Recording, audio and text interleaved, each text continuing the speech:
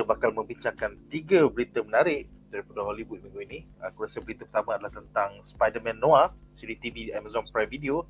Seterusnya, casting untuk Superman Legacy. Dan terakhir sekali adalah tentang spoiler leaks daripada Deadpool 3. So, jom kita mulakan berita menarik kita yang pertama.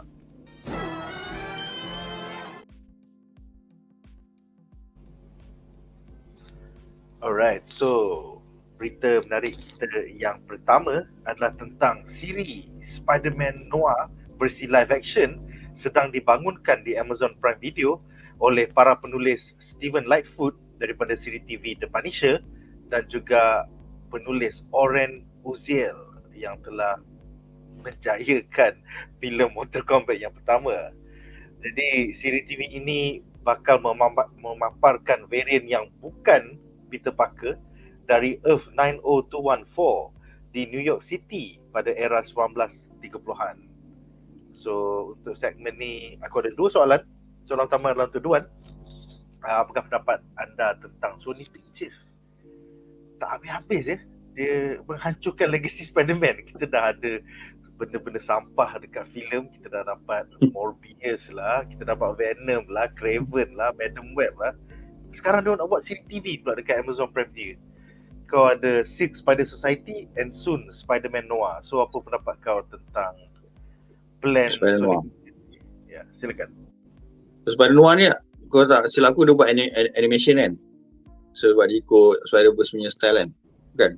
Tak bro, yang ni live action bro. Sama macam Silk. Live action lagi. Lagi serabut je live action. Okay, animation, kalau animation aku rasa akan jadi menarik sikit lah bila kau memang purposely ambil daripada Spider-Verse, lepas tu kau buat animation. Maknanya either style yang sama ataupun kau explore new style of animation, sebab dia suka explore dengan masa across Spider-Verse, kau dia macam nak eksperimen dengan style-style yang lain kan. So kalau dia buat macam tu aku rasa aku boleh accept lagi lah, sebab kau boleh panggil Nicolas Cage balik jadi jadi voice over kan. Tapi bila kau buat live action ni macam apabila kau buat live action dengan bajet kecil, sebab kau buat series, kau buat filem, kau buat bajet kecil, benda akan jadi senang cerita jadi sampah lah. Kau bayangkan kau buat yang bajet besar, filem pun sampah, kau nak buat bajet kecil live action. Sebab daripada kau buat benda tu, bajet tu, daripada buat live action, kau buat animation bajet yang sama, aku rasa lagi nampak cantik.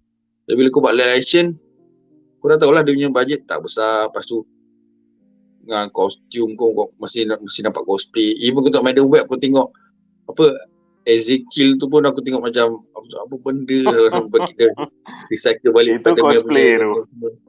Tu lah, aku bayang itu bajet besar tu, filem pun kau nampak cosplay. Kau bayangkan kau dengan skop lebih kecil, series yang bajet kecil, betapa cosplaynya kau akan dapat.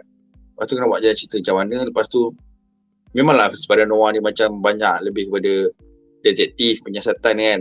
Macam gelap sikit. Mungkin akan fokus kat situ. Dia akan explore benda baru lah kan. Tapi kau mesti ada action, sebab Spider Noir pun boleh beraksi juga, boleh lompat juga, boleh swing apa semua.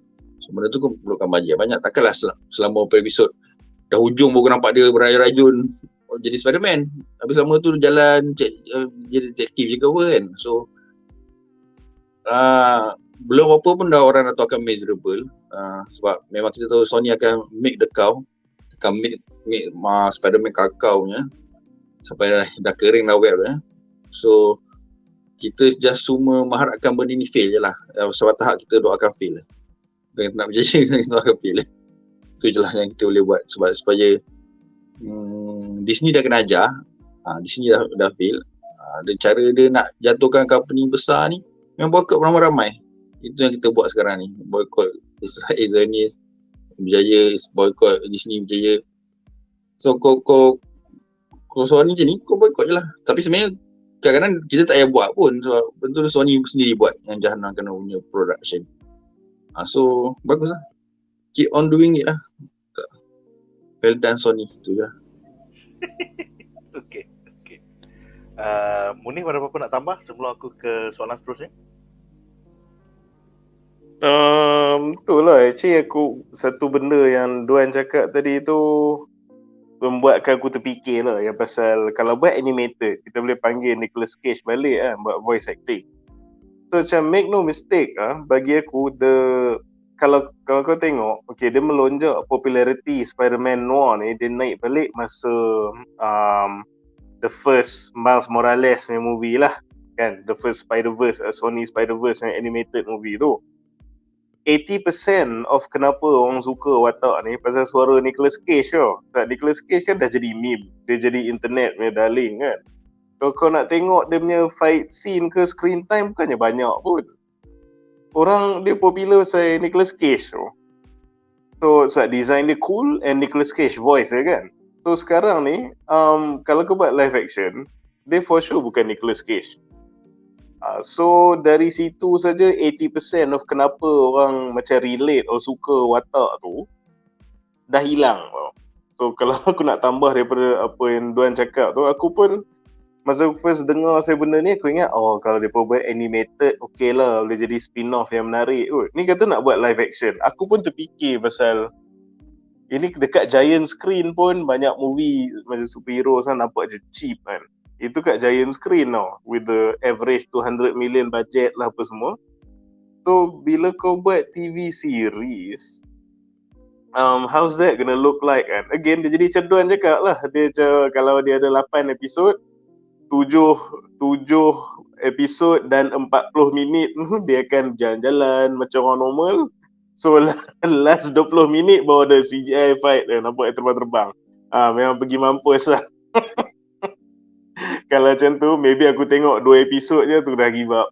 Dah tahu dah mana dia nak pergi kan. So ni bukan macam Netflix punya Marvel adaptation live action dulu dia work pasal dia ambil gritty punya heroes. Macam Punisher, kau tak expect Punisher terbang-terbang, pecah dinding ke apa ke. Lepas tu Daredevil. Daredevil peak human athleticism. Kau just visualize nampak dia punya overloaded senses tu, dia lawan macam orang biasa. Tu tak ada problem tau. Dia macam, tak lah. Ibarat kau nak adapt X-Men, tiba-tiba buat TV series, live action. So how bad is that gonna look kan? Tu dari sudut tu memang tak optimistic lah. And in fact tak faham pun. Macam is there a plan? Even kenapa kau buat TV series ni? Sebab kau tengok apa yang Sony buat ni. You've done movies, movie dalam universe Spider-Man tapi completely tak feature Spider-Man. Lepas tu kau buat bukan kata TV series ni sampah, tapi on a cheaper, lower punya level lah. Kau buat TV series, sini baru ada seko Spider-Man.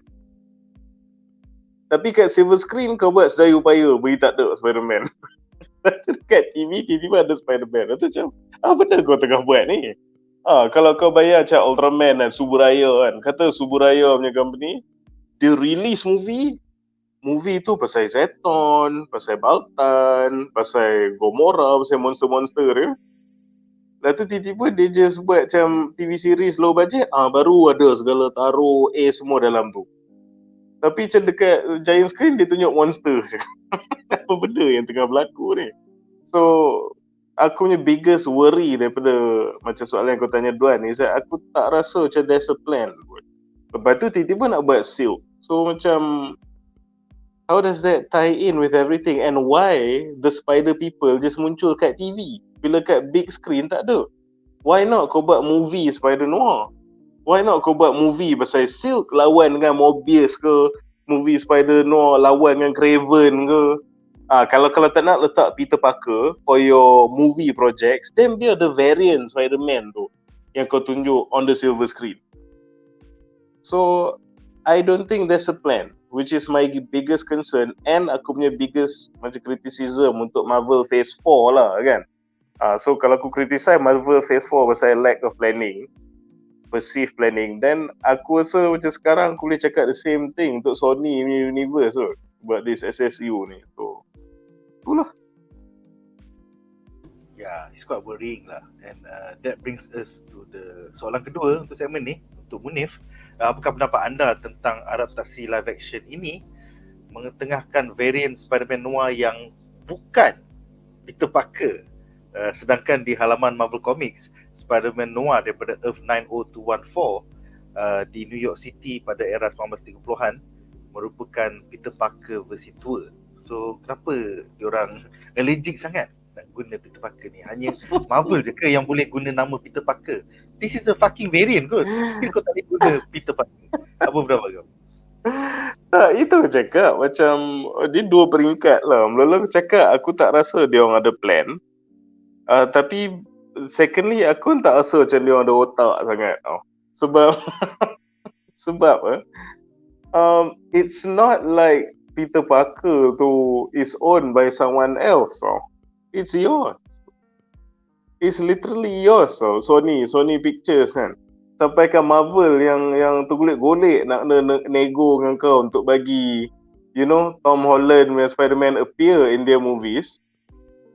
And bila kau sendiri kau tak pakai. So, apa yang tengah berlaku ni? Aku je kurang faham. Dah pelik tak? So dia betul-betul almost own the IP. Marvel sampai putar-putar nak nego nak guna the IP. Dia dah ada the IP. Dia tak pakai for TV series ataupun for movies. And in fact dia buat everything they can untuk dia macam mana orang usually kalau cakap pasal big corporations kan, they can milk whatever, tak kisah property ke, asset ke, intellectual property ke, they can milk benda tu sampai jahanam. Okay? Dia opposite. Sony ni dia dah ada benda tu, dia akan buat apa saja untuk macam dia milk dekat semua area lain except for the main thing yang dia own. Benda yang paling berharga yang dia own tu dia tak nak pakai. So that is just really baffling for me lah. So yang tu from a decision making standpoint lah. Tapi I have to say kalau dia tak pakai Peter Parker pun atau dia pakai some whatever, aku rasa ni lah, maybe dia tak pakai Peter Parker pun ada lah tu nak race band ke apa benda ke. Nanti orang marah pula kau ni macam lah dia macam black Peter Parker pun nanti orang marah pula kan. My worry is the premise sekarang ni. This decision making yang dia buat ni, okay kalau bukan Peter Parker pun, tapi kalau another variant pun, then aku harap premise dia stay true to Spider-Man Noir punya komik, which is dia sangat stylo and unique lah, but even banding dengan banyak-banyak variant Spider-Man yang lain pun, sebab macam origin dia is very mystical in nature kan. Dia macam dapat power daripada macam Spider God lah apalah. Lalu at the same time kau ada dia lawan dengan Vulture yang cannibal, kau lawan dengan Green Goblin yang sebenarnya crime lord. Lepas tu dia pula tak kerja as a reporter, dia kerja as a private eye. So nampak boleh buat that format lah, macam kind of like Jessica Jones sikit lah. Every episode tu macam penyiasatan ke benda semua kan, untuk deal dengan villains of the week ke apa. Could be fun if we go back to macam that format kan.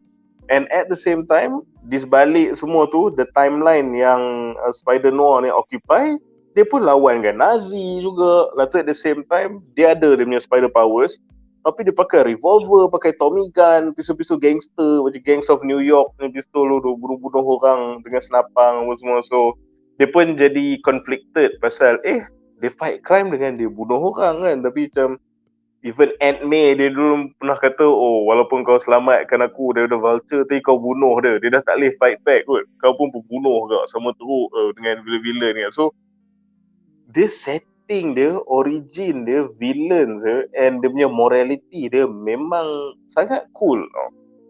So and in fact orang lain kan, macam you have your trademark Uncle Ben punya quote kan. Macam Uncle Ben dalam Spider Noir ni, dia punya quote dia cakap saya power juga, cuma dia kata if those in power cannot be trusted, it's the responsibility of the people to remove them. Itu dia punya power quote. So kalau kau nak buat bukan Peter Parker pun, then I hope everything else that makes Spider Noir ni dikekalkan lah. Tapi then dia berbalik ada point Duan tadi pasal budget, pasal apa, aku tak tahu. I don't know how they going to do this. Sebab bila kau cakap saya movie ke series yang occupy satu era yang berlainan. Memang granted ini macam multiverse lah, but it's still dia dalam dunia noir ni, it's a multiverse yang sangat rooted ke kita punya sejarah tau. Dia macam 40s America, 40s 30s America macam tu kan. So dia still kena nampak accurate to a point. So macam production value dia kena sangat tinggi. Lepas tu because of the character yang kau ambil ni, he is a Spider-Man variant. So cara lawan dia pun memang kena use a lot of effects and that will cost a lot of money. Lepas tu a Spider-Man noir movie ke TV series ke should be very stylized tau. Dia macam black and white, maybe macam Sin City atau just highlight darah ke apa benda ke semua kan. So macam benda tu pun macam just because tak ada colour doesn't mean it's cheap to do tau. But dia stylized tau. So that might be might come at a cost juga, sebab kau pun kena definitely hire some really good creative or VFX workers untuk macam jaya kan those visuals kan. So macam semua ni for TV series, I don't know, unless maybe kau buat macam one of the really special limited TV series. Macam ni nak buat Rebel Moon ni ke, nampak macam high production kan. Dah movie dia ada 2 je contoh. Kau buat series maybe 2 parter, 3 parter, 4 parter. So basically a mini movie lah macam tu. Kalau kau nak buat stretch, buat one of those 8 episodes, 10 episodes dengan budget macam tai, this is gonna look bad. Kalau macam dia 7 episode nampak huduh, dan episod ke-8 baru nak ada this big CGI fight, that's not gonna fly. Macam banyak orang will not even sampai ke situ pun. So itulah dia aku very very mixed feelings lah pasal ni. On one hand, premise dia sangat best, ringing gak nak tengok live action, but on the other hand, bila buat series, aku tak tahu berapa banyak budget dia nak curahkan ke projek ni untuk do the world and the character justice. And kalau sekali pun itulah tak tahulah. And on top of that, soalan yang Nick bagi kat aku cakap pasal dia tak pakai Peter Parker variant ni pun is very worrying. Pasal that's contoh ni aku fikir worst case scenario. Aku rasa kenapa tau dia orang macam tak pakai Peter Parker, macam cakap dia, aku suspect dia pernah raise ban. Alright. So okay, yang tu pun visually kita memang tak suka lah kan. Tapi aku takut that race band tu akan effect sekali apa dia punya, kan aku cakap tadi kalau tukar pun bukan Parker pun, please premise tu kekal. Premise yang best kan. Aku rasa sebab dia maybe akan race band the Peter Parker, then premise dia pun jadi lain. So maybe instead of macam World War 2 dia lawan villains, dia lawan Nazi, lawan semua ni, it's probably kena tunjuk zaman-zaman macam orang-orang kulit hitam ni kena tindas lah apa dulu, dia akan ada some kind of social message. So maybe masa zaman ni dia tak lawan Nazi tapi lawan social injustice lah apalah. It's 2023, the superhero punya adaptations, series ke movies are more than capable of doing this. In fact ni macam aku dah jadi prediction lah benda ni. Aku rasa tak pakai Peter sebab dia nak brace band, so that dia nak tunjuk back in those times, masa zaman orang semua racist, tak ada orang kulit hitam, benda semua ni, benda tu kan jadi central lah. Instead of you have Spider-Man, sebelah tangan tumbuk Goblin, sebelah tangan tumbuk Nazi tau, which is what we want to see. Tapi itulah. Yeah, so I macam mana, just I'm not putting any hopes up untuk Spider-Noir punya series sebab macam I want to enjoy watching these movies and TV series tau. Tapi banyak kali, especially pasal Phase 4 Marvel lately bila aku expect dia je menyakitkan hati tau. So yalah, you know what, whatever lah, kau nak buat Silk, kau nak buat Spider-Noir, however that turns out, aku tak kisah. Kalau orang kata best, I'll give it a look. Kalau orang kata tak best, at least this time aku takkan disappointed. But I told you so. Okay. Duan, apa pendapat kau sekiranya Spider-Man Noir tu Noir pasal dia kulit hitam? Sebab tu dia tak guna Peter Parker. Noir pasal kulit hitam bro. Apa pendapat kau? Lepas tu tak terkejut lah. Tu lah kelakar bila benda ni dah normalize lah. So kau tak terkejut kalau dia nak tukar race ke, nak kulit hitam ke apa ke. Benda dah normal. So orang dah, aku rasa orang dah tak trigger sebab lagi pun dia bukan watak yang main core punya watak lah kan. So aku rasa orang dah tak kisah kot. Unless kalau Peter Parker yang kira si wasip punya Parker kau tukar kulit hitam, orang akan lompat lah kan. Kalau macam ni orang dah tak heran lah. So biar je, kulit hitam ke, kuning ke, merah ke, biar je. Dia suka sangat, biar. Tu, penting. Alright, kita ada beberapa soalan menarik. Aku akan bacakan di penghujung 3 berita, tapi satu soalan yang aku akan bacakan sekarang. Asmali tanya, Marvel tak boleh beli balik ke copyright Spider-Man daripada Sony? Jawapannya tidak. Selagi Sony terus membuat filem dan siri dan tak ada lajak 10 tahun atau 15 tahun di mana dia tak buat apa-apa macam Incredible Hulk, they will never get it back. So that's why we get all this bullshit Craven lah, Madam Web lah, Mobius lah, semata-mata pasal Sony nak cerita tu. Tapi Nazmi, satu benda yang orang kata a sobering fact is apa tau. Dia tengok cara Phase 4 dikendali kan sekarang kan. Aku rasa takut Spider-Man pulang ke Marvel pun dia dari apa orang kata panggang masuk ke api apa dia, dia macam dia tak ada selamat, tak ada tempat selamat nak mendarat. Sebab Dodo pun tengah jadi badut sekarang. Itulah. Hopefully DCU di bawah James Gunn akan bawa keawesoman superhero kembali. Hopefully, kita kena tunggu 2 tahun lagi. Alright guys, so dengan itu berakhirlah segmen ini dan kita akan ke berita menarik kita yang kedua.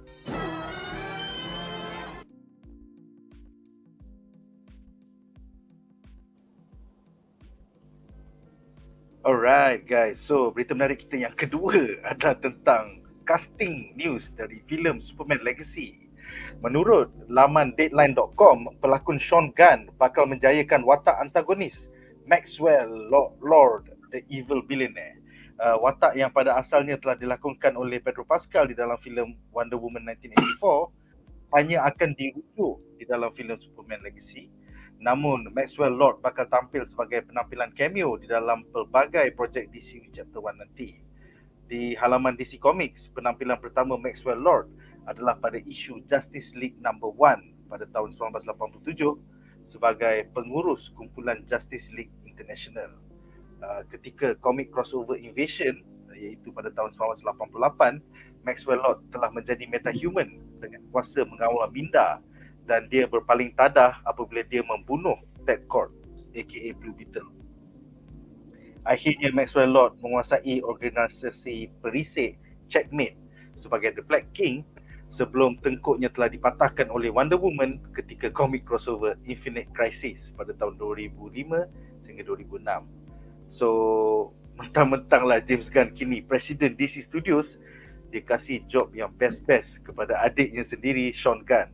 Setakat ini Sean Gunn akan menjayakan 4 watak di DCU Chapter 1 iaitu Maxwell Lord dalam Superman Legacy, Calendar Man dalam Suicide Squad, Weasel dalam Suicide Squad dan juga Creature Commandos, serta GI Robot dalam Creature Commandos. Jadi aku ada 2 soalan dalam segmen ni. Soalan pertama adalah untuk Duan. Apakah pendapat anda tentang Sean Gunn, adik James Gunn sendiri, dapat 4 job dekat DCU Chapter 1 setakat ini? Gila babi sial, nepotism, #crony kan. So silakan. Ini dah function crony. Kau tak tolong adik kau, siapa lagi yang tolong kan? Ni tolong lah daripada adik. 4 job.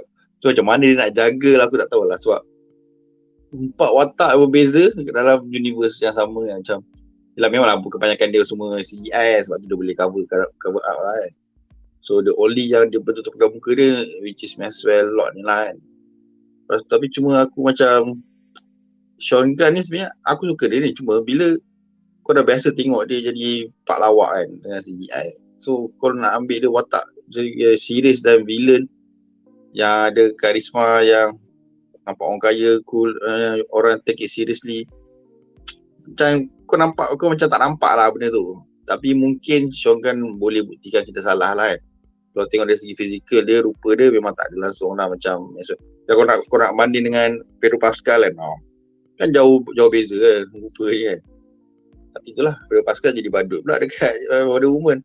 Kuasa dia, I wish dah macam bangsat lah, I wish macam Aladdin lah. Kuasa I wish kan.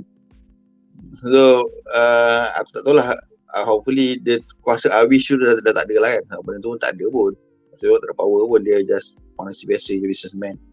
Dia macam Lex Luthor lah, lebih kurang Lex Luthor. So dia ada buat Justice International apa semua. So aku macam terfikir lah, macam kau dah ada Lex Luthor, lepas tu kau ada Maxwell Lord lagi. So diorang akan jadi rival in business ke? Macam mana ke? Sebab dua-dua pun villain. So macam benda tu kalau kau fikir macam redundant tau. Kau ada dua benda yang sama. Dua orang jahat yang manusia biasa dan kaya raya berpengaruh dan bijak kan. Sebab bila kau kaya kau bijak lah, kau tak jadi villain.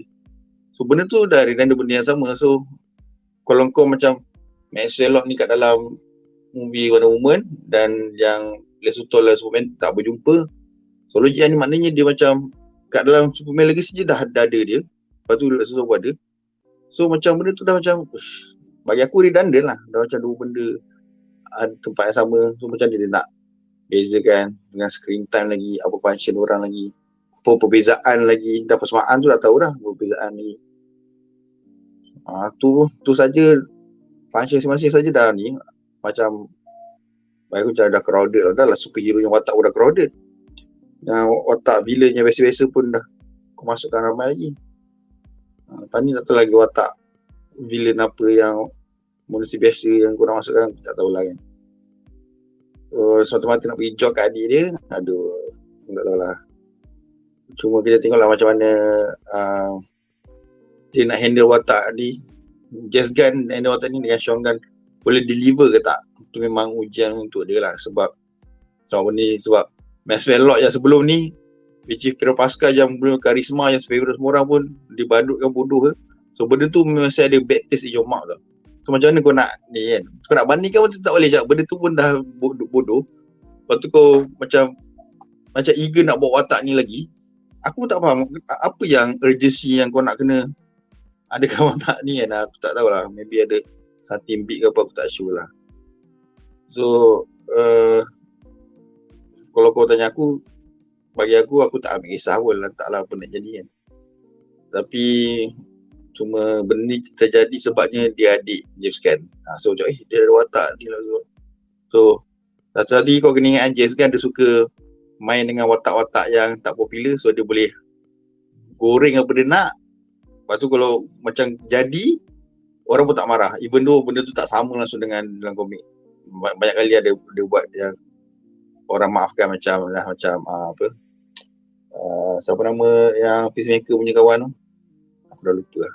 Vigilante. Vigilante tu dah jadi Deadpool versi Spider-Man ke hashtag apa, which is tak sama langsung dalam komik dia. Dia tak ada buat kelakar ke apa semua. Yang setahu aku lah kan, watak tu pun kecil, orang tak kisah. Tapi jadi Peacemaker pun sama, aku pun tak tahu apa karakter sebenar Peacemaker pun. Tapi dia buat je sebab dia watak tu orang tak kenal kan. So bila kau goreng jadi seorang tak nak marah sangat lah. Macam tu memang kelebihan James Gunn. Sebab tu aku ingat dia ambil, tak tahu lah, maybe sebab tu dia ambil Maxwell Lord kot. So dia boleh jebak apa-apa je dengan Maxwell Lord tu. Aku rasa Maxwell Lord boleh jadi, aku rasa Shogun ni tak perlu berlakon jadi Maxwell Lord. Dia berlakon jadi sendiri, lawak bodoh apa semua. Dia Maxwell Lord lah. Kau nak buat apa kan? Buat versi dia pula. Kan mungkin macam tu. Kita boleh macam-macam boleh buat. Sebab James Gunn ni kau dah tahu dah, dia boleh goreng. Dia suka goreng karakter yang grade C, grade D, grade B. So orang, lepas tu jadi tu, yang best jadi sebab kena dengan cerita dia. Lepas tu kena dengan skrip dia. So orang akan maafkan walaupun benda tu tak sama dengan komik. Sebab orang pun tak tahu karakter tu dalam komik macam mana, orang tak tahu pun. Tu kelebihan James Gunn lah. Kita tengok apa jadi. Well, aku harap satu hari nanti yang Shogun ni akan jadi Maxwell Lord versi jahat. take over checkmate, lepas tu Wonder Woman kena patahkan tengkuk dia. Yang tu aku nak tengok on screen one of these days lah. Tapi betul lah, strategi dia ambil watak yang orang tak kisah pun. Jadi orang tak ada expectation. Tak ada orang nak cakap, Maxwell Lord patut badan lagi sasa lah, bukan kurus lah. Nobody fucking cares. Orang macam, okay. So dia pandai lah, dia ambil watak-watak yang orang tak kisah pun. Alright, soalan kedua adalah untuk Munif. Apakah pendapat anda tentang filem Superman Legacy? Kini ada dua eccentric billionaires. Mula kita dah dapat Nicholas Hoult sebagai Lex Luthor beberapa minggu lepas. Sekarang kita dapat announcement pula Sean Gunn sebagai Maxwell Lord, another billionaire. So silakan. I can safely say I'm officially worried for this movie lah. Sebab sebelum ni aku macam agak hopeful lagi. Dia macam ni lah. The first time aku rasa masa BuzzPop lah ada bincang pasal the first time kita tahu James Gunn was attached to Superman punya project ni. Aku vividly remember, aku ingat lagi, benda first yang aku cakap is aku risau pasal dia sangat bagus untuk buat ensemble movies featuring D-listers.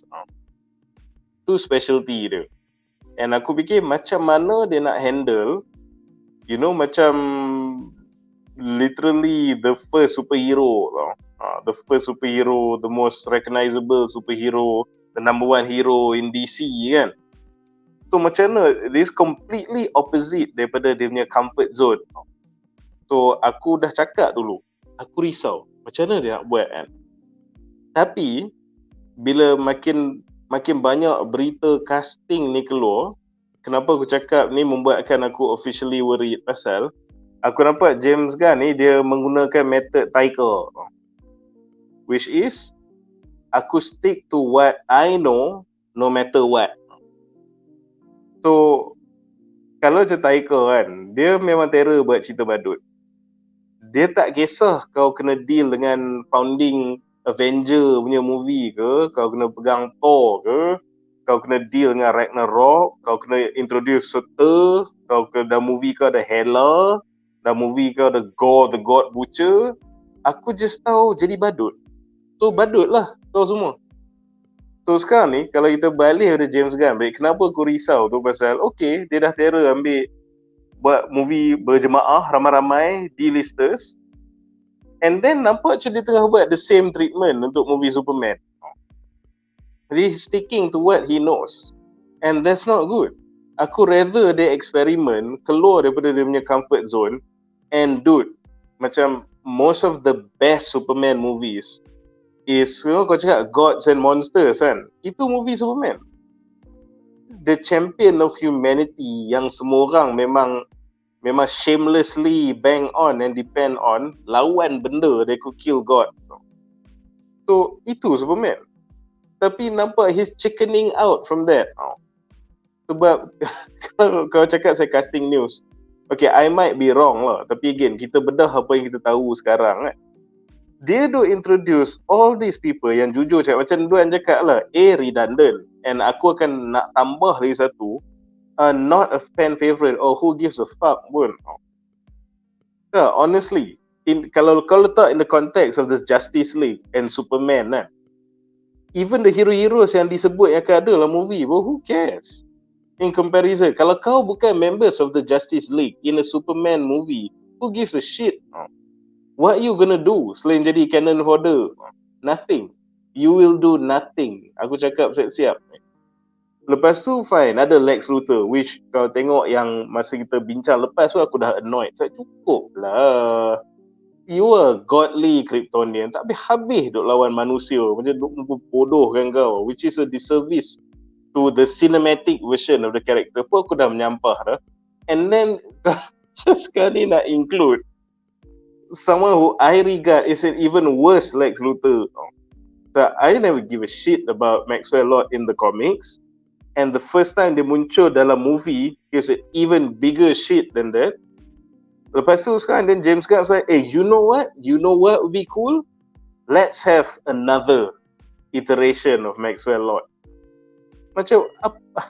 Selain bagi job pada adik-beradik, what was the creative or thought process behind that? So I'm judging the movie before it keluar, betul. Tapi aku cakap kita nak bedah, nak bincang pasal the things yang we know sekarang kan. The things that we know sekarang are all pointing towards a disaster bagi aku. So again, aku cakap the best Superman stories has been Supes against the world. So dia OP. Dia OP and dia lawan benda yang lagi OP. And macam dia macam mana someone yang sangat OP ni tapi kau jadi risau pasal dia, invested dengan dia punya insecurities walaupun dia godlike being kan. So it's dia punya duality tau, lawan dengan another force yang boleh goncangkan dia kan. And every casting news we've heard so far is, you know, for all we are concerned, this guy could just be civilians in Superman punya world lah. Who cares? Who cares about all the superhero names yang kita dah dengar associated to this movie who's not Superman so far? No one cares. Let's just Maxwell Lord. Oh my God, no one cares even more. And the best part, you have no idea who the villain is. The main villain, tak tahu. Tantah memang Maxwell Lord lah kot. Tantah memang Lex Luthor buat kali ke-20 lah kot. Yeah, so the one casting yang aku nak dengar, tak dengar-dengar. Tapi yang kita tahu, dia duk tambah all these D-list characters. And aku takut pasal this is James Gunn. Dia duk pergi balik to what he knows. Sebab aku dah ada case study. Itu yang aku risau tu. Dia memang nampak gaya macam Taika sekarang. Dia tak boleh direct the best version of that movie based on apa assignment yang dia dapat tau. Dia cara dia operate tu, apa saja assignment aku dapat, aku akan tukar jadi benda yang aku selesa. Which bagi aku is not a good choice for a Superman movie. So this is a Superman movie yang kau pun cakap memang, you know, tak ada origins. Dia just tunjuk dia in a world yang memang dah populated by meta-humans. Lepas tu, why would you do that if kau bukan pasal nak tunjuk a Superman yang terus get into business kan? Kau tunjuk Superman yang dah, kau tak tunjuk origins, it means kau akan tunjuk Superman yang dah berpengalaman. Tapi at the same time, the people yang kau taburkan in the movie, tulis casting news ni so far, will not do justice to a experienced Superman. So macam aku rasa sangat underwhelmed. Was this supposed to excite me? It doesn't. Sangat-sangat underwhelmed. Villain tak tahu siapa tu, Maxwell Lord. Maxwell Lord tak sampai beberapa tahun lepas keluar such a horrible version of him in live action. Kau tengok buat dia lagi sekali. Kas pula dekat adik-beradik kau. So in what way would this news kita akan cakap about it in a positive tone? So tak lah, aku macam tu cakap, aku officially memang sangat-sangat worry. And here's the thing, cakap pasal the bloated cast you know the last time, okay tadi aku cakap apa, the best Superman stories usually is Superman saja against the world. Itu je. Kalau ada yang nak menyebut, better be like guys from the Justice League. Barulah dia jadi okay, a Justice League movie. So dia akan best juga kan. Dia macam ni, the last time bukan Justice League the last time a Superman movie and kau bloatkan dia and dia jadi tai, that's BVS. Dah ada case tadi. And BVS tu dia tambah watak-watak yang ikonik tau. Dia bloated tapi bloated dengan watak-watak ikonik. Kau ada Doomsday. Lepas tu kau ada okay, Zod lah sikit, mayat dia macam lead to the creation of Doomsday. Kau ada Wonder Woman, kau ada Batman, kau ada montage tunjuk Flash, Cyborg, Aquaman, benda semua kan. And the movie suck balls tau. And these are iconic guys tau, bloating the movie. So sekarang kau nak bloat this movie with 10 heroes, who gives a fuck? Aku pun tak ingat nama dia orang. Lepas tu macam Maxwell Lord on top of Luthor lagi. I don't know. So what am I supposed to feel? So macam prove me wrong, dude. Prove me wrong maybe with the casting of who the villain is. Or fine, nak sorok and then prove me wrong when I actually see the movie. But again, kita just boleh bincang pasal apa yang kita tahu sekarang. Aku tak faham all this D-list casting. Itu je.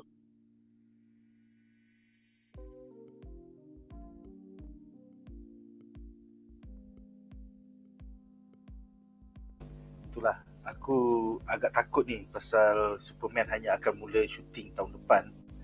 So in the meantime ni, leading to Christmas New Year's ni, inilah masanya ada banyak rumor-rumor akan keluar ataupun dia akan terbatuk keluar spoiler. So until we actually see the actual shooting tu, kita ada set photos ke apa, everything is up in the air. Aku agak takut macam ni kata. Alright, so soalan-soalan korang akan dibacakan di penghujung berita ketiga. Dengan itu berakhirlah segmen ini dan kita akan ke berita menarik kita yang ketiga.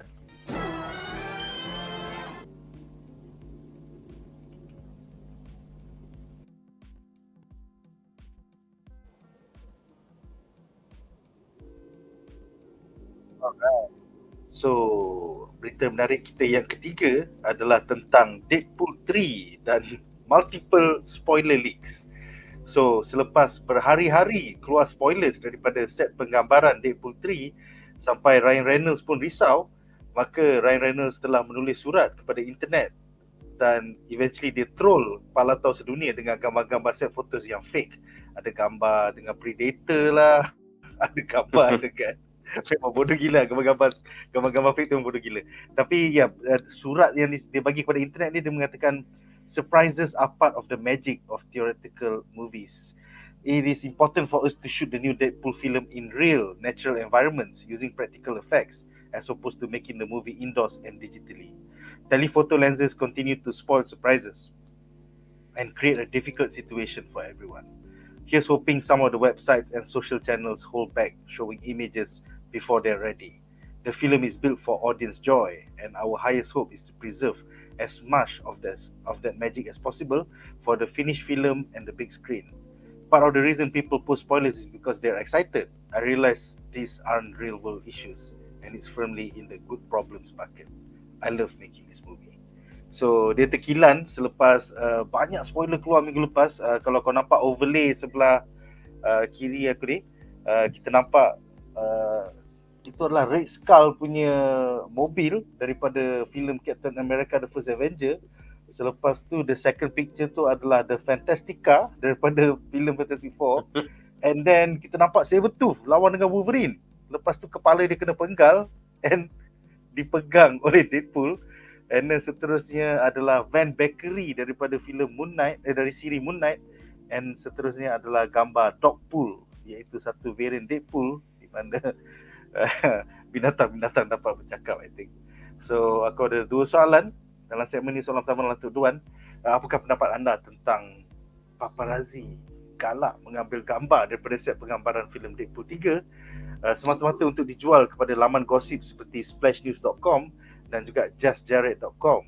I mean, at the end of the day, paparazzi pun nak cari makan mah. Even laman gosip ni pun nak hidup atas clickbait mah. So, apa pendapat kau tentang ekosistem kita sekarang sebagai fandom? Silakan. Dia, aku tak salahkan paparazzi 100% lah. Macam, tapi aku mesti faham Reynolds punya macam lah, dia punya side, dia nak surprise fans, nak surprise orang. Kalau semua orang dah tahu, belum cuti, belum trailer orang dah tahu cerita. So best the surprise element lah, macam orang tak seronok lah tengok kan. Kau nak di surprise dalam wayang first time macam macam kau dah tahu Tommy Maguire ada lah, tapi kau tak nak, kau nak the moment tu, cuba nak menjerit dalam tu kan. So faham lah Sat Reynolds, tapi aku tak salahkan paparazzi, aku salahkan security tak bekerja ke Hanat? Kau buat apa?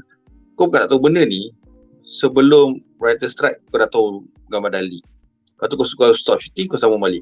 Takkan aku tak tahu dia punya angle ke apa tu kan. Takkan kau tak ketatkan lagi security kau. Kau boleh biarkan lagi benda ni berlaku kan. So bagi aku, bukan salah orang paparazzi macam ni kata nak cik makan juga kan. Dia akan buat apa saja untuk ni. Dia dah tak peduli lah pasal Reynolds punya side macam dia nak surprisekan dia tak peduli. Dia tahu dia dah cik makan, dapat duit dia. Jadi terpaling cepat bagi ni kan. So kerja security lah untuk block benda ni kan. Pergi halang ke ni kan, sebab diorang pun buat open kan. Kalau nak settlekan masalah ni, buat dalam studio je lah masalah dia kan. Bila kau buat open, sebab tu dia boleh panjat apa semua. Banyak cara nak settlekan masalah kan. Tu apa aku nak kasi korang fikir kan. Aku nak fikir untuk korang behaya aku jadi kau punya head of ni. Aduh. Benda ni benda kita buat dia, bukan dia buat kita. First kau tak nak ni, kau tightkan kau punya security. Kau dah tahu dah dorang nampak gambar kat mana-mana. Dah tahu dah kat mana dorang pajak pokok ke apa ke. Pergi tightkan lagi, pergi apa, jaga lagi. Nampak je kau pukul lah, kau nak pukul apa kan, bagi dorang takut ke. Ataupun kau shooting lah dalam studio. Kau confirm dorang tak boleh masuk punya kan. Banyak je cara lain. So benda ni aku tak tahu, tentang Reno saja je buat benda ni, nak kasi hype tu. In a way. Sebab apa? Dia saja nak kata dia sekejap bagi nampak ada two side macam ni leak atau ni rasa ni, padahal Reno semua suka sebenarnya benda ni kalau leak. Yang kita tahu macam mana Deadpool dapat movie dia sebab leak lah. Deadpool dapat movie dia sebab leak. So this full circle. So ni adalah dia akan dapat balik hype untuk Deadpool 3. Macam mana kita hype Deadpool 1. Kalau macam tu memang best lah. Aku memang favourite aku tengok Deadpool 1 tu masa mula-mula tengok tu. Memang best gila. Dah tengok dia punya screen text dia tu, CGI tu dah best gila. Dapat movie pun lagi best. Masa Deadpool tu macam turun sikit, tapi ada still best juga. Tu kan teruk sangat, cuma dia turun sikit macam ni. So Deadpool 3 ni memang aku jadi mengharap balik. Aku sebenarnya aku dah putus harapan kat filem Marvel ke filem superhero ke dah lama dah. Aku jangan tak kisah. Tapi Deadpool 3 ni buat aku mengharap tu naik balik. Kau faham tak? Sebab kau dah lali dah dengan kekecewaan Marvel ni, kau dah tak harap apa-apa. Tapi Deadpool 3 ni buat kau mengharap balik. Benda ni yang best dan at the same time bahaya. Seronok bila kau mengharap. Bahaya dia bila tak capai kau punya ni expectation. Jadi kecewa kan, macam Love and Thunder kan, babi tu. Aku tapi yang bila kau dapat capai kau punya expectation macam Deadpool nombor 1, macam Infinity War, Endgame, macam Spider-Man No Way Home, semuanya kau expect semua kau dapat. Filem Marvel yang sebelum tahun ni kau tak lepas, kau macam tak heran sangat lah kan. Tapi Deadpool ni somehow in a way aku macam, sebab dia the only filem Marvel untuk next year, dan dia lah adalah filem pertama X-Men, bagi aku filem pertama X-Men dalam MCU lah. So benda ni sangat macam Deadpool breaking the fourth wall. Lepas tu kau dapat masuk dalam Marvel Universe. Macam benda dia boleh buat. Dia tak payah plot pun sebenarnya Deadpool. Tak payah plot pun. Dia mengarut je dalam tu. Itu pun dah best. Kau nak tengok benda tu. Deadpool ni in a way dia macam fan service. Kata tak? Film fan service. Dia tak payah plot kan. Dia bagi semua pop. Kau nak kau happy je. Memang itulah. Aku tak tahu nak cakap lah. Kalau dia bagi semua. Sebenarnya bila aku expectation Deadpool boleh pergi sama level dengan Endgame. Boleh cakap sama level dengan Endgame dengan Infinity War kalau kau buat betul-betul. Memang kalau kau buat betul, sebab itu yang kita dapat kat Endgame.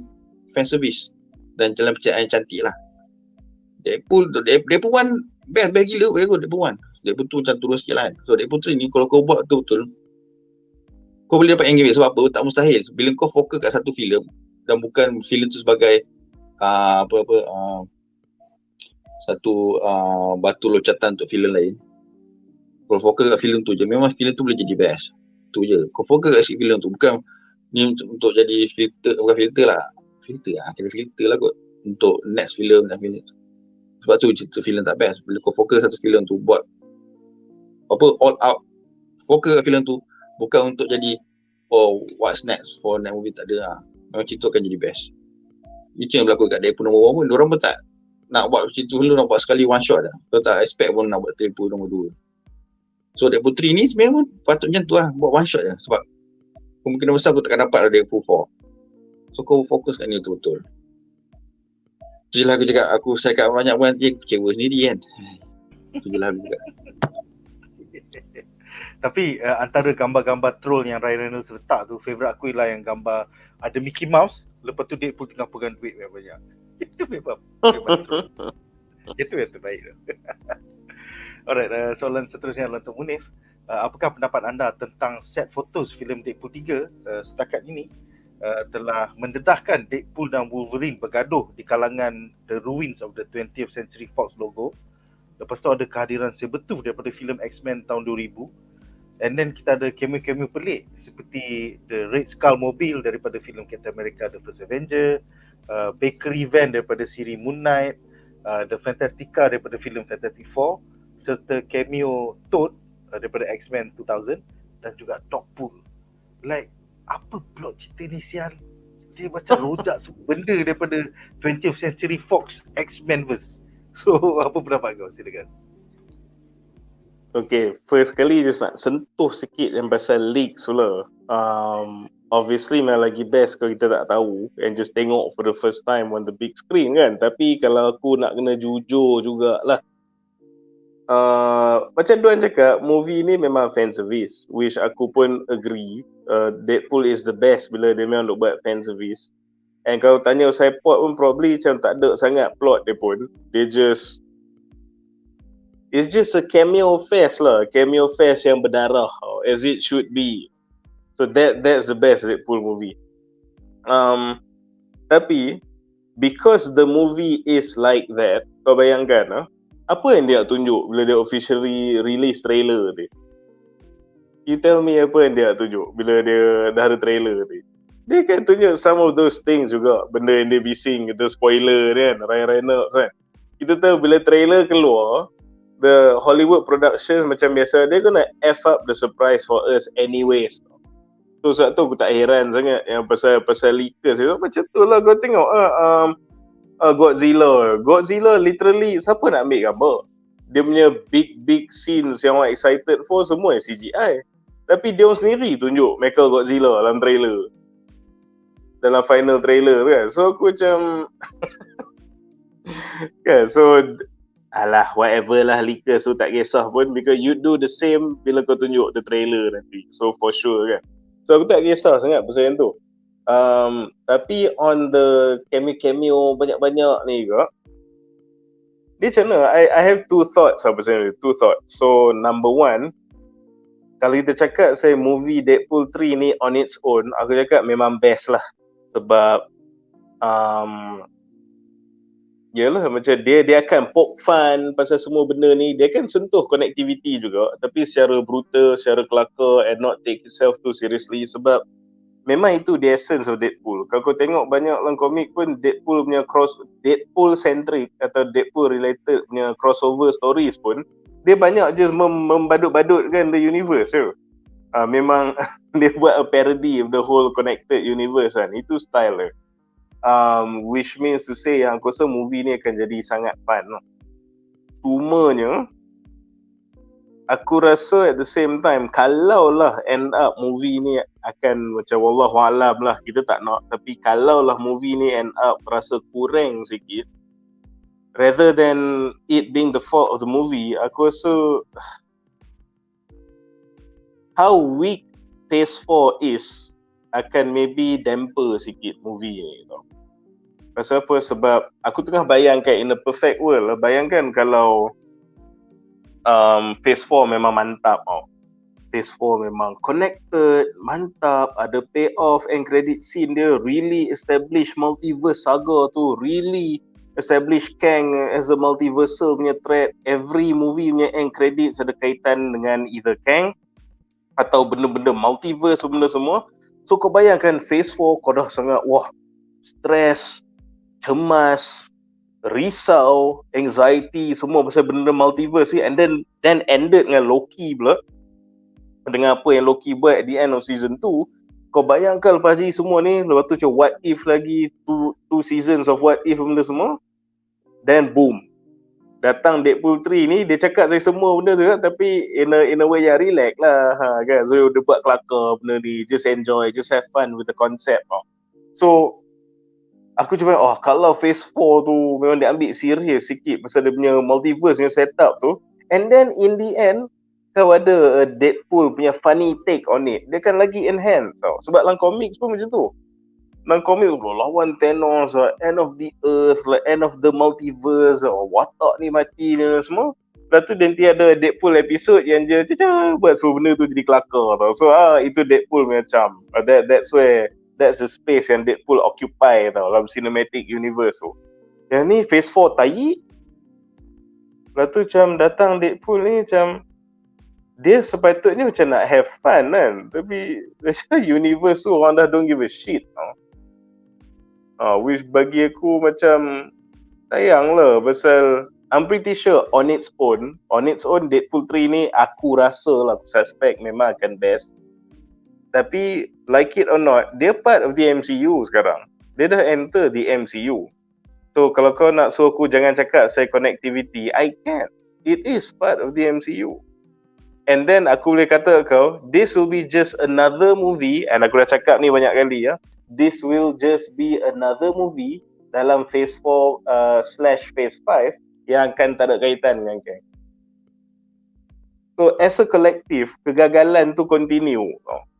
Walaupun memang movie ni best. Sebab macam aku cakap lah, dalam phase 4 bukannya aku tak suka semua movie dia. There are movies yang aku enjoy. And in fact, aku quite suka most of the TV series tolak Miss Marvel and She-Hulk. So macam, there are products yang aku suka lah. Tapi as a cinematic universe, as a connected universe, dia gagal. So kalau kau tak nak cakap saya benda ni pun tak boleh. Sebab the reason Marvel Phase 1, 2, 3 jadi best, jadi legendary, jadi kau akan kenang ingat sampai bila-bila, dia bukan saja pasal individual movies je, tapi because of that connectivity. Itu yang buat dia lain. Dia punyalah successful, punyalah unik, sampai orang lain semua cuba nak tiru and buat all these inferior imitations. So macam mana aku tak cakap saya benda ni bila kita move on ke phase 4 and 5. So like it or not, walaupun Deadpool 3 besar kemungkinan best as a standalone, tapi dia just akan jadi another failed edition dalam the failed cinematic universe. Sebab Deadpool takkan menggalas benda-benda serius pasal the multiverse or multiversal threat yang sepatutnya ada dalam MCU, which is not their fault, because itu bukan tugas a Deadpool movie. So aku takut sekali kerja lagi kelakar bila movie yang sepatutnya mempersendakan konsep multiverse ni akan jadi actually the only movie dalam phase 4 and 5 yang paling connected within the universe. Even the idiot Moon Knight punya showrunner yang ego tak nak connect dengan siapa-siapa tu, tiba-tiba ni dia punya benda ada sikit dalam Deadpool lah. You should be doing the connecting to other movies, to Kang, masa kau tak nak. Tiba-tiba movie yang patut macam just make light, membadutkan benda ni tiba-tiba macam lagi take it seriously daripada seluruh phase 4 and 5. Which is, dia macam tu, kata again, as a standalone, thumbs up, maybe. Tapi kau tak boleh lari, kau kena tengok juga as a connective universe, they're just another dud jadi because of the supremely weak phase 4 lah. So aku jadi again mix jugalah, excited for the movie, tapi macam just another movie yang tak ada Kang, just another movie yang macam tak forward the orang kata overarching narrative. Is there an overarching narrative?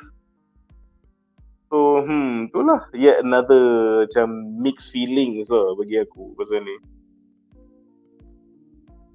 It's sad actually kalau kita fikirkan bahawa dah lah tahun depan ada satu je filem MCU. Lepas tu kalau dia paling best, yang lain semua macam tak buat kerja. Macam dia je kena carry. Deadpool dia kena carry. Sebab Deadpool, okay, macam aku itu, Deadpool should be icing on the cake. Phase 4 should be the cake. Tapi cake pun tak ada, tidak ada icing atas meja. So memanglah icing tu sedap, tapi dia macam bodoh lah. Sebab cake tu tak ada. Itulah. Alright guys, so dengan itu berakhirlah 3 berita menarik daripada Hollywood minggu lepas. So sekarang kita akan bacakan beberapa soalan menarik daripada korang. Pertama sekali, terima kasih kepada Ajik Chaos untuk super chat anda RM9.90. Thank you bro. Dan seterusnya terima kasih untuk Ahmad Faiz juga super chat RM6 anda. Terima kasih kepada sokongan anda. Dan terima kasih. Thank you. Thank you. Alright, sekarang kita ada 7 soalan menarik. Pertama, Shikamaru bertanya, berapa episod Spider Noir ni? Steve Lightfoot buat Punisher okey, tapi yang tu okey lah, bukannya nak guna banyak CGI. Dia orang baru je hired, so episod pun tak tulis lagi bro. So aku tak boleh jawab soalan kau berapa episod Spider-Man Noir ni. Tapi most likely dia akan macam siri-siri The Boys, Invincible semua dalam 8 hingga 10 episod lah. Kita boleh spekulasikan bahawa it'll be about 8 to 10 episodes. Seterusnya Abdul Rahman bertanya, kenapa Sony tak buat je live action tentang story Miles Morales Michael O'Hara, Ben Reilly dan Ken Stacy. That is exactly soalan yang BuzzPop dan juga penulis BuzzPop selalu tanya. Macam, okay lah, kalau kau dah janji the deal with the devil, maksudnya kau tak boleh guna Peter Parker langsung. Tapi kau ada banyak kau ada Spider-Verse kot. Kau boleh je buat live action. Tapi kenapa live action kau jadi siri TV? Lepas tu semua enemy Peter Parker ada filem tapi tak ada Peter Parker. Macam tak pernah sabar kan. Kau patut buat filem Miles Morales, Spider-Man 299, you know, Ben Reilly, Spider-Man Noir, filem. And then enemy diorang tu kita dapat tengok. So it's such a waste lah. Such a waste yang SSU ni macam tak ada hala tuju. Seterusnya kita ada soalan daripada Nameless. Spider-Man Noir ada villain yang Spider-Man lain tak ada ke? So basically dia adalah Spider-Man variant daripada 1930-an. Dia ada klasik Spider-Man villain seperti Chameleon, Dr. Octopus, Karn, Morlun, Mysterio, Norman Osborn, The Shocker dan The Vulture. Tapi dia juga ada unique villains dia sendiri seperti apa dah namanya, Shatra merupakan satu wasp totem. Oh, that's quite interesting. Dan juga dia ada Crime Master, iaitu satu associate of Dr. Octopus dan juga merupakan satu criminal mastermind pada era New York City era 1930-an. So dia ada variants of Peter Parker's villains, tapi dia juga ada villains dia tersendiri that is unique kepada era 1930-an tu.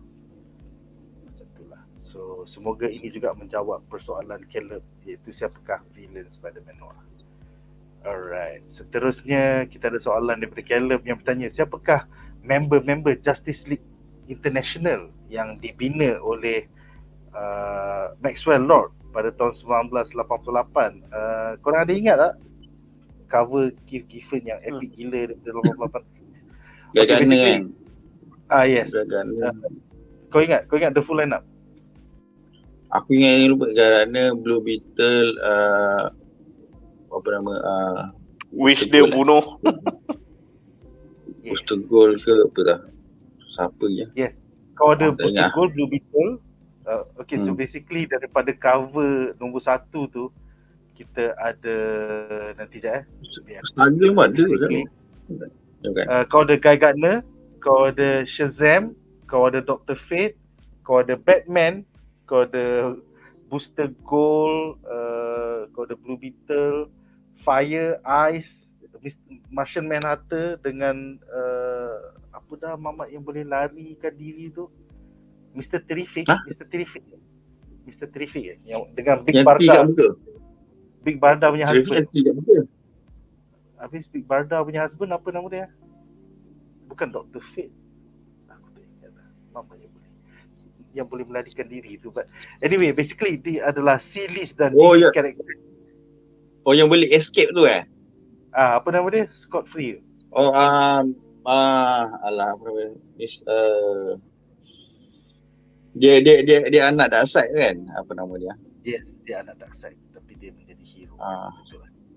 So basically the idea untuk Justice League International ni adalah JLA banyak dah bersara. I think Superman, Wonder Woman semua bersara selepas Crisis on Infinite Earths. So Batman tak ada gang. So dia buat Justice League International. Dan dia panggilkan seorang multi-billionaire ni, iaitu Maxwell Lord, untuk manage the team. So macam itulah dalam episod ataupun dalam isu pertama, Guy Gardner telah dihempuk oleh Batman pasal terlalu bising. Macam tu lah. It's a very comedic punya komik lah. Dia tak heroic langsung, dia memang setiap minggu asyik Guy Gardner bergaduh, lepas tu Blue Beetle bergaduh, lepas tu Booster Gold bergaduh. Dia banyak moronic lah, tapi it's fun lah, it's fun. Betul lah. Oh, nampaknya Duan telah kehilangan. Alright, kita tengok Duan kembali tu. Alright, soalan second last adalah untuk semua panelis, korang nak siapa jadi Supergirl dalam DCU? So setakat ni spekulasi di kalangan palatau netizen adalah ada 3 pilihan. Kita ada Dove Cameron, seorang pelakon lesbian yang berlakon dalam teater dan juga dalam siri TV Disney.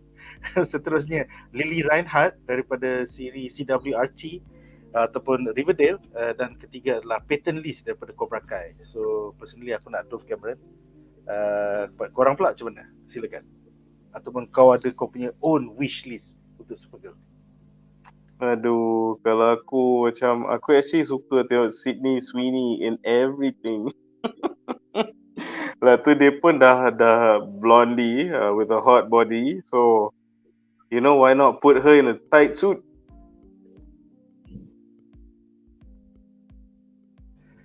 Duan, silakan Duan, pilihan kau untuk Supergirl. Supergirl kau kenal lah pelakon baru kan, pelakon muda, teenagers, early 20s ke. Padahal aku tak follow pelakon baru punya ni lah. Aku tak tahu nak pick siapa setakat ni.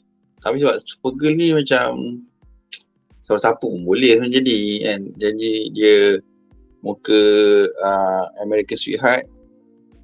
Lepas tu dia body dia macam cheerleader.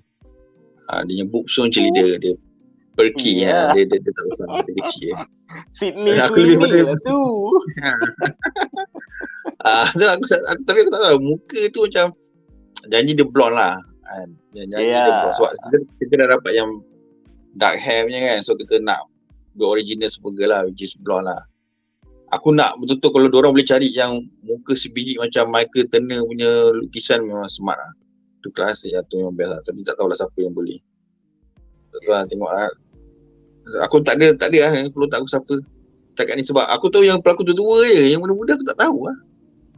Maybe boleh, aku rasa lah. Aku kenal kot yang berlakon apa nama, It tu, yang perempuan tu. Yang berlakon perempuan, yang It tu. Pelawak juga maksudnya. Oh. Yang besar dah besar. Yang ada dalam Dungeons and Dragons tu, yang tu. Yang itu. Dia tu dah besar tapi apa tak nama budak tu? Aku tengok lah. Tapi tu lawa. Makin dia lawa. Betul? Sofia Lilith. Sofia Lilith. Dia. Ya, dia nampak dia likeable lah. On. Alright, kita ada beberapa soalan ekstra. Seterusnya Abdul Rahman bertanya, para panelis, Wolverine dengan Sabretooth adik-beradik ke dalam filem X-Men Origins Wolverine? Aku tak ingat lah dah bertahun. Aku ingat. Dekat dalam silakan. Dalam origin, kalau dalam filem dalam filem diorang adik-beradik tu, dia kelakar tu. Sebab kalau kat dalam komik dalam origin, macam origin punya komik, dia bukan adik-beradik. Cuma kira macam mana, dia bukan adik-beradik.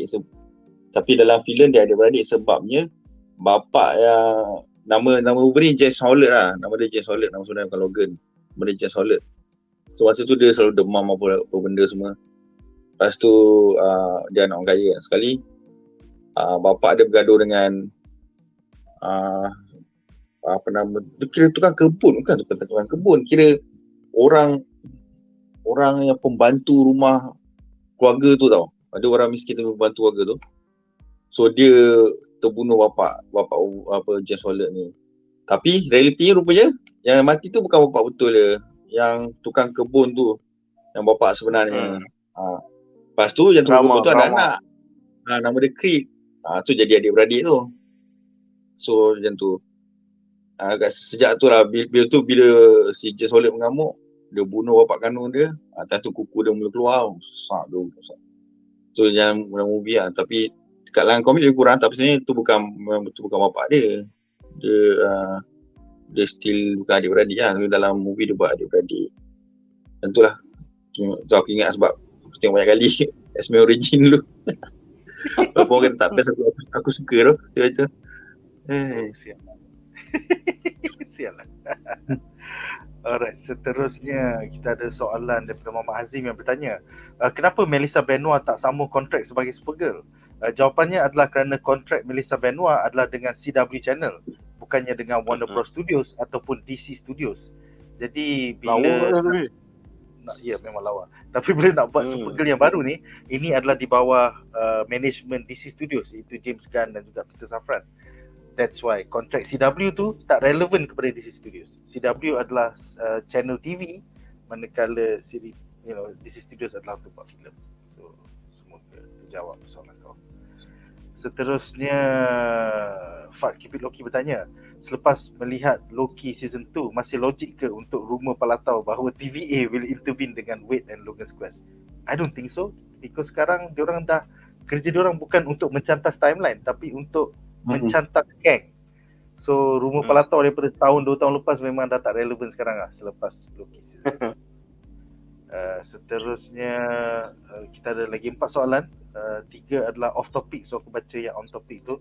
Panelist pergi tengok tak Aquaman nanti, penamat DCU era? Most likely kita akan pergi minggu depan, hari Selasa. Minggu ni aku dengan Duan akan berjumpa dengan James Wan hari Jumaat. James Wan dekat TRX Exchange. Hopefully kita dapat tanya soalan-soalan yang kita telah sediakan. Hopefully dapat bergambar juga dan dapat sign. Tapi itulah, aku dah prepare tau. Buku aku nak minta sign ni. Banyak. Buku lama-lama klasik ni. Boleh sign, tolonglah sign. Itulah. Kami berharap nanti Warner Bros akan hantar invite untuk press screening soon, pasal TikTok influencer semua dah dapat invite dah 2 minggu. Tapi press tak dapat invite lagi. Tengoklah macam mana. It should be on the 19th on the Tuesday morning. Alright, seterusnya kita ada 3 soalan off topic yang aku tak tahu langsung. Pertama, apakah pendapat panelis tentang game GTA 6? GTA 6. Aku nak jawab sikit sebab aku rasa Munif lagi tahu. Aku nak jawab sikit sebab aku ternampak sebab dah viral tau. GTA 6 tengah viral. Walaupun aku tak main game dia. Aku main game dulu San Andreas je. So GTA 6 ni yang jadi viral sebab dia sebenarnya scene trailer tu semua dah ambil daripada true event tau. True event yang terakam. So dia translate dalam game. Masalahnya dia punya engine terlampau realistik. Kau tak tahu mana satu game.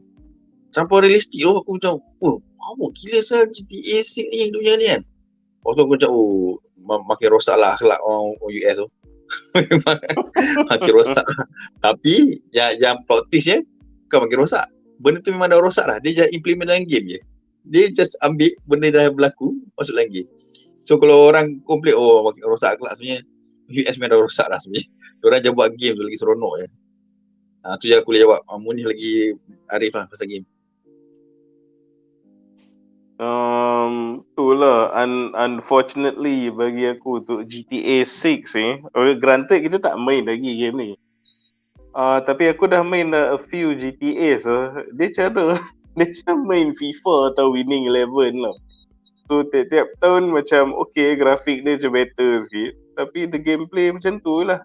Kau maybe ada story kau, lepas tu kau boleh roam the city, kau buatlah suka hati kau buatlah jenayah sana sini ikut suka hati, lepas tu jadi notorious, lepas tu macam kena kejar dengan polis kan. So unless dia buat something yang completely different kali ni, aku tak tahulah. Tapi aku faham lah genre ni popular sebab ramai orang macam gamers suka freedom tau. Dia tak suka diberitahu buat mission ni next, buat mission ni next. Dia jenis suka free roam lah tu, buat sedap bapak dia.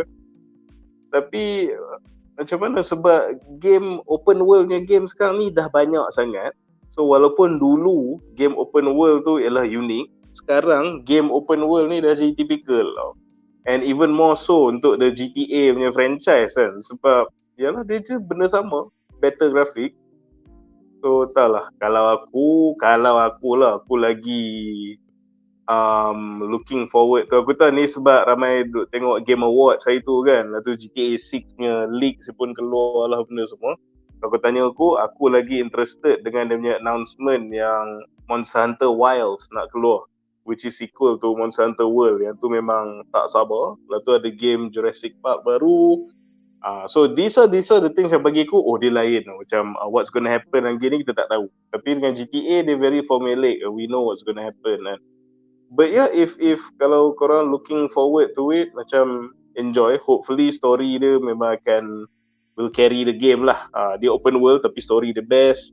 And macam Duan cakap lah, sekali tengok dia punya grafik tu is of course next gen punya console. Memang they definitely make use of it gila babi lah. Cuma last kali yang interesting related dengan pop culture, kalau kau ingat dulu kan ada mamat yang dia shoot up a cinema, mamat yang duk berasa dia Joker tu kan. Kan lah tu jadi I'm not sure if it's the same. Bukan, ni orang lain tapi macam dia fancy himself some real life Joker ke apa, tu dia pun ada tease dalam game ni pun akan ada karakter je tu Mamat tu nak saman. So memang kelakar lah Mamat tu nak saman GTA sebab buat dia punya likeness dalam game. Tapi Mamat tu sendiri kau pun bukannya dapat license pada DC nak play dress up as Joker. So itu memang kelakar lah, some side topic saya GTA yang relate dengan pop culture. Tapi itulah, if you looking forward to it, aku tahu fans game ni ramai gila, macam dah lama tunggu kan. So tahniah, penantian korang dah hampir berakhir. Enjoy. Nice. Seterusnya kita ada soalan gaming juga. Apakah pendapat Munif ataupun Duan tentang trailer Blade ke video game dekat Game Awards hari tu? Terdalah Blade dekat Paris bro. Blade dekat Paris. Ataupun adakah kau tak excited dan tunggu game Wolverine instead? Silakan. Dah Blade yang Marvel lah. Aku tak tengok lagi. Dekat Game Awards, tengok Game Awards punya trailer tengok. Nanti aku chat. Cuma kan yang Wolverine tu aku dah dengar dia orang buat game Wolverine. Sebenarnya aku boleh cakap sikit pasal game Wolverine ni. Aku dah tengok dia bagi teaser. Actually game Wolverine masa PS2, masa dia buat untuk Wolverine Origin, PS2 pun dah power gila bagi aku lah. Masa tu dia punya cinematicnya, grafik lawa gila, tapi masa in play tu biasa je lah kan. So situ pun game dia dah best tau, sebab kau boleh bunuh kau, so pergi koyak kepada orang semua, sebab game kau boleh rated R lah kan. Sebab masa tu movie tak boleh rated R, so koyak semua. Lepas tu dia healing pun nampak jantung dia tu healing balik. So macam Wolverine punya game at that time pun dah best gila. Lepas tu kau bayangkan kalau dia ambil balik tu, lepas tu dia buat kat sekarang, wish memang best lah. Sebab kalau kau kata Spider-Man tu best, Spider-Man ambil benda yang sama, dia ambil Spider-Man punya game masa PS2 punya juga. Jadi dia upgrade grafik je, dia maybe gameplay ada tambahan sikit. So Wolverine tu kalau dia buat balik, memang aku rasa memang akan best lah. Aku rasa next benda yang akan orang talk about lah, ada dari Spider-Man lah. Untuk game-game genre Marvel lah, tak masuk dalam semua game lah. Tu aku rasa kalau Blade aku tak tengok ni, sebab Blade pun tak ada game aku rasa. Aku tak tahu. Munif lagi tahu lah.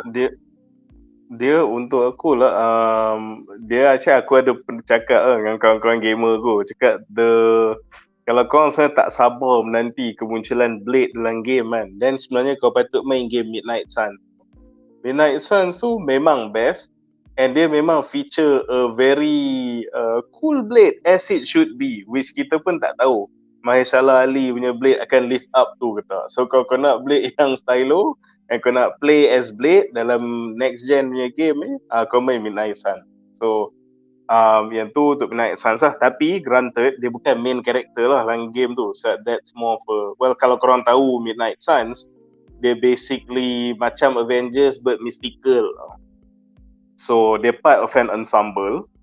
So maybe untuk yang betul-betul gila babi tegar as Blade punya fans will definitely, aku rasa akan enjoy game Blade yang nak keluar ni kalau it is done well. Sebab korang tengok ya, Insomniac punya Spider-Man ni pun memang orang semua suka gila.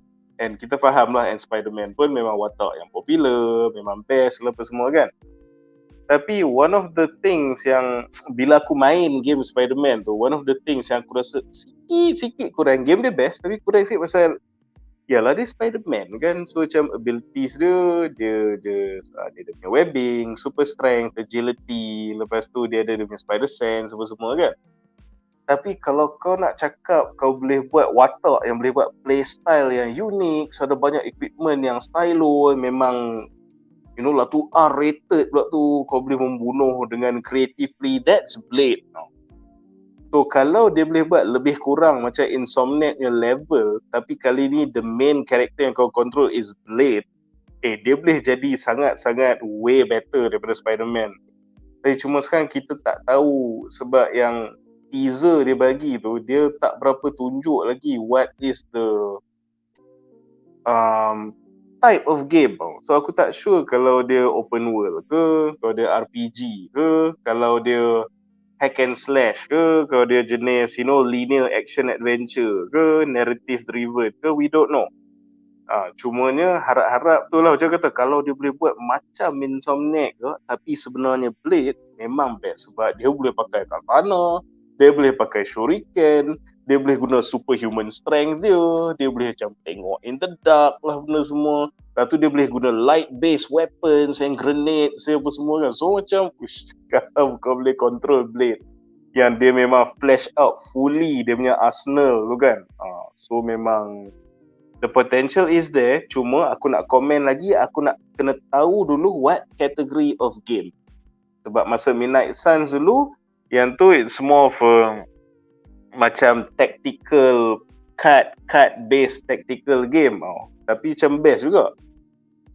Dia yang buat BioShock. So kalau kita ambil BioShock as a yardstick, dia maybe something yang very, dia tak open world sangat tapi more to narrative driven lah, which tak salah pun. Tapi kalau buat macam tu, dia better choose a really good Blade punya story tau untuk adapt, atau buat a new Blade story yang sangat-sangat best.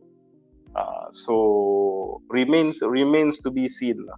Cuma bagi aku, kalau tahu kategori game tu game jenis apa, we will know better lah whether boleh speculate dia akan best ke tak. Yeah, definitely. Aku macam bila dengar BioShock, aku macam banyak puzzle je ni. Hack and slash ni, banyak puzzle je ni. Macam tu. Alright, kita ada 3 lagi soalan terakhir. Yusuke bertanya, by the way, Penis dah tengok ke Infinite Crisis punya trailer? Aku dah tengok. It's from the Tomorrowverse, dan the 3-parter film ni, Infinite Crisis ni akan menutup the Tomorrowverse. Personally, I do not really enjoy the stroke for Tomorrowverse, so aku macam okay lah, bagus lah, berakhirlah Tomorrowverse. Let it end. But it's going to be fun. Infinite Crisis as a cartoon 3-parter movie, it's going to be fun. Seterusnya, Yusuke menambah, rumors Daken akan ada dalam Deadpool 3. Adakah Daken masih kecil atau dia dah besar? Well, memandangkan ada juga rumors bahawa X-23 akan kembali sebagai adult, pasal pelakon dia sekarang dah umur 20-an. So I think it'd be cool kalau kita dapat X-23 and Daken versi adult. So apa pendapat korang tentang pelakon lama tu, daripada Logan datang balik, tapi sekarang dia dah 20-an, babe. Dia dah bergetar. So, apa pendapat kau? X-23 Daken dalam Putri. Aku rasa X-23 lah, sebab dia lebih kepada nostalgia. Walaupun tak adalah sangat kan Logan kan. Tapi in a way lama juga semua budak tu dah besar gila kot. Dah dapat figure actual X-23 kan. Budak tu dah seksi dah apa semua. Dulu masa tu budak lagi lah, sekarang dah ni. Lepas tu dia pun memang boleh berlakon. Dia berlakon jadilah, memang jadi tu. Nampak binatang tu. Nampak macam dia punya skill tu, aku tak tahu ada dia training berapa lama, memang jadi tu. Lepas tu memang kalau dia datang balik besar, memang aku seorang standing ovation lah. Kau nak bandingkan Daken, aku sebut Daken sama dia, memang Daken lah dia punya pronunciation. Aku tak tahu. Aku pun sebut Daken kot. Aku pun sebut Daken kot. Aku sebut Daken. Macam Darken tanpa R. So aku cakap, oh Daken. Macam tu je. Aku bagi Daken lah. English is dumb. Don't worry about it. Kalau Daken ni bagi aku, memang dia anak Logan, anak Wolverine kan. Actually just macam clone kan. Tapi Daken ni dia satu lagi dia jahat, memang jahat. Dia baik pun aku suka kandang je lah. Lepas tu dia punya ni pun dia keluar kan, 2 kat sini, 1 kat sini kan. Lepas tu dia dengan rambut mohawk dia, lepas tu dia dengan kejap straight, kejap gigi, kejap bicep. Benda tu kalau Disney memang suka sangat lah benda tu kan. Tapi dia tak ada tapi dia tak ada soft spot untuk fan dari segi nostalgia atau memori tu. So kalau ada dia pun orang tak heran pun. Sebab dia tak build karakter macam mana S23 build masa Logan tu. So dia new karakter, so orang tak akan attach. So banding kau bawa S23, memang orang akan, bagi aku, kalau aku standing ovation, aku menjerit lah, aku suka gila. Banding kau bawa Daken tu just macam, kau bawa Daken tu okay fine, macam tu je lah. Dan beza kau bawa S23, memang menjerit. Sebab apa? S23 pun, masa dia mula perkenalkan pun orang tak ni, tapi sebab performa dia bagus. So Daken ni, kau kena build up dulu. So macam kalau kau nak bawa tu, memang orang tak heran unless dia buktikan dia power kat dalam filem. Dia tak ada pay off bro. Orang tak kenal. Orang macam anak Itulah cerita dia. tak nampak pun. Dia nak buat tu dia take time tau. Sebab tu dia tak cukup screen time untuk Deadpool. Tak cukup. Macam mana Logan buat untuk Laura SUTT dalam tu. Diorang watak tak banyak dalam tu. Yang cerita dia cantik, screen time dia banyak. Lepas tu orang boleh hook, boleh attach dengan karakter tu, boleh faham. Aku menitis air mata jantan lah masa finale. Logan mati tu. Dia tersentuh. Dia panggil Papa. Dia panggil Papa. Papa ke Dad aku tengok. Dad lah. Memang sentuh gila lah. Walaupun aku tak ada anak perempuan, tapi aku ada anak perempuan, macam terasa ni. So memang better bawa SUT3 other than kau nak buat dua-dua tu, memang akan dia ke orang akan disposable lah, orang tak heran pun. Kau nak selamat kau buat satu je lah. Itu for me lah. Sebab benda ni semua rumors kita tak tahu. Bagus stay rumors biar kita terkejut kat dalam movie nanti. Jangan terkejut tengok apa nama paparazzi punya ni pula kamera kan. Okay. Yes, aku rasa apa yang paparazzi tangkap ni semua setitik je. Aku rasa banyak lagi. Ada rumors Elektra lah, ada rumors Dazzler lah, ada rumors banyak gila banyak rumors. So sama-sama kita nantikan lah. And yes, aku setuju dengan Duan. I think Daphne Keane sebagai Laura X-23 is way better cameo than Daken. Daken orang macam siapa ni? Anak Wolverine. Sejak bila? Kita tak pernah nampak pun. Jenuh nak explain pula.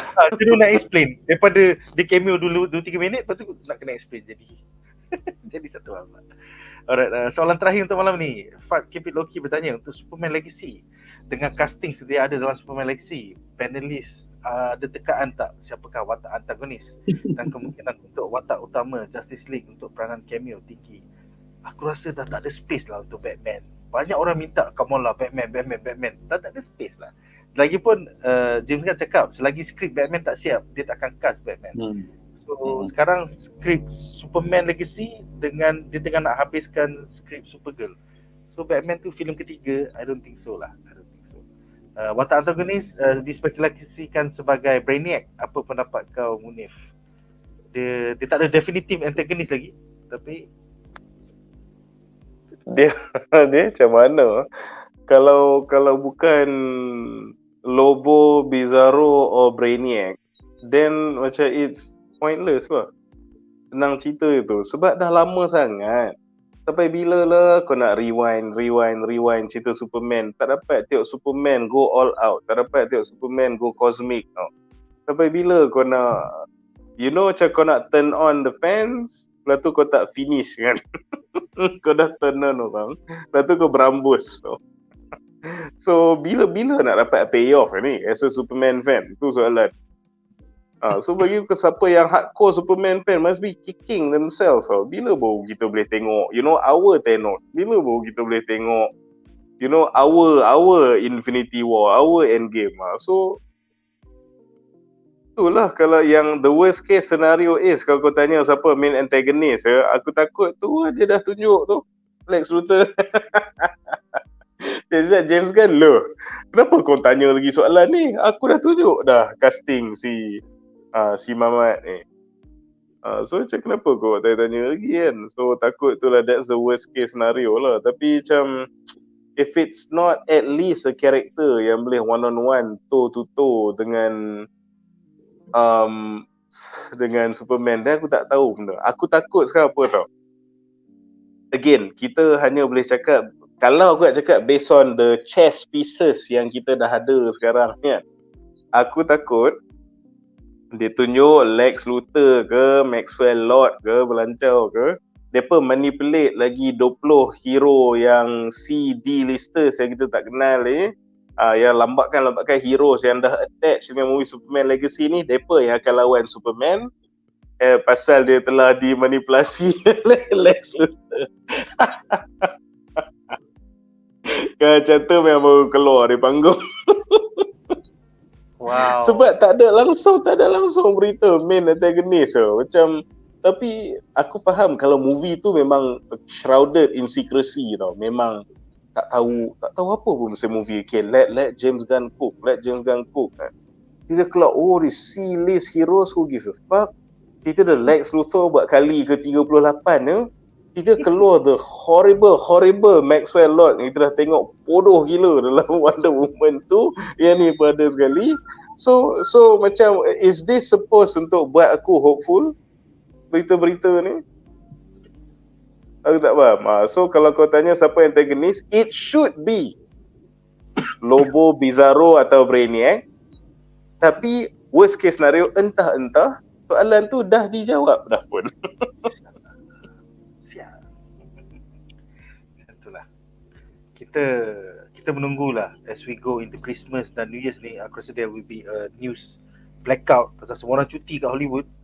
Dan lepas dia balik Januari tu, maybe dia akan announce lah the antagonist of the film ni, hopefully. Macam tu lah. Alright, so itu saja. Kita dah habis 3 berita menarik daripada minggu lepas. Kita dah habis semua soalan-soalan korang. So terima kasih kepada korang yang setia menonton.